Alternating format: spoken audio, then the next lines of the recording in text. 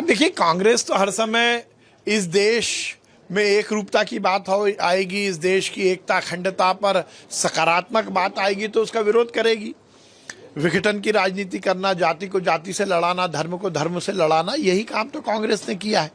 UCC वर्तमान के लिए और इस देश के आगे आने वाली पीढ़ी के लिए बहुत जरूरी है। एक देश है तो एक ही विधान हो, एक ही निशान हो, एक ही प्रधान हो, ये हम पहले से कहते आए हैं। इस देश को यदि आगे आने वाले समय में विकसित भारत बनाना है तो वो कुछ पाप जो कांग्रेस ने किए वो बदलने पड़ेंगे, वो हटाने पड़ेंगे। तो यूसीसी इस देश में एक रूपता लाने के लिए बहुत जरूरी है। अब धर्म का धर्म अलग अलग कानून क्यों होना चाहिए? तो निश्चित रूप से यूसीसी आना ही चाहिए। और कांग्रेस जिस प्रकार से इस देश में विघटन की राजनीति कर रही है, अल्पसंख्यक बंधुओं को केवल तुष्टीकरण की राजनीति से वोट बैंक के रूप में उपयोग करने का जो काम कांग्रेस ने किया है, ये उसी का परिणाम है और कांग्रेस को ये पाप नहीं करना चाहिए। मल्लिकार्जुन खड़गे सर, मोदी कह रहे हैं कि ये विभाजन की राजनीति कर रहे हैं, नफरत की राजनीति। देखिए, कांग्रेस नरेंद्र मोदी जी की लोकप्रियता से इतनी भयभीत है कि वो लोकतंत्र की हर परंपराओं को तार तार कर रही है।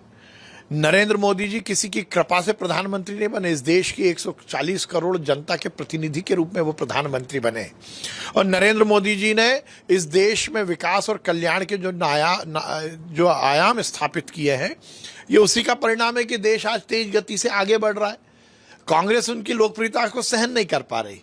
कांग्रेस का ही नहीं है, कांग्रेस लगातार हार रही है और कांग्रेस के पास अब जब कुछ नहीं बचा तो वो राष्ट्रीय अंतर्राष्ट्रीय स्तर पर मोदी जी को बदनाम करने की, मोदी जी को गाली देने की कोशिश करती है। ये निश्चित रूप से लोकतंत्र में इसका कहीं स्थान नहीं है। पर ध्यान रखिए, मोदी जी की लोकप्रियता जनता के बीच है। इस तरह के नेताओं की गाली देने से कोई फर्क नहीं पड़ता। एक किसान की गेहूं का दाना खरीदा जाएगा, ये मुख्यमंत्री जी बोल चुके हैं। देखिए, सब व्यवस्था चुस्त दुरुस्त है। आपके राज्य की खबरें, आपके शहर की खबरें सबसे पहले जानने के लिए देखते रहें अमर उजाला। चैनल को सब्सक्राइब जरूर कर लें और पाएं हर अपडेट।